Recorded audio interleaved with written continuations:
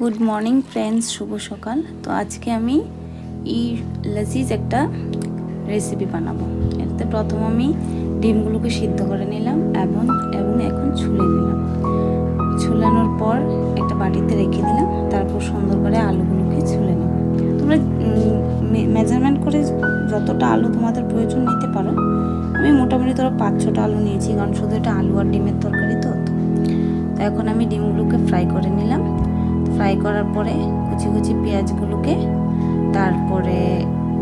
পেঁয়াজগুলো তেলের মধ্যে দিয়ে একটু তোমরা ড্রাই ফিশ দিতে পারো, মানে শুটকি মাছ আর কি, ওটা দিয়ে এটার মধ্যে হলুদ, লঙ্কার গুঁড়ো, জিরে, তারপরে তোমার ধনে, এগুলো দিয়ে ভালো করে একটু নাড়াচাড়া করে যে আলুগুলোকে কেটে রেখেছিলে ওগুলোকে দিয়ে দেবে।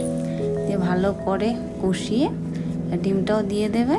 দিয়ে দেওয়ার পরে তো 10 মিনিটের মতো ঢেকে রেখে দেবে ঝোল দিয়ে। তারপরে এই দেখো কি সুন্দর একটা খাওয়া হলো। Bye bye.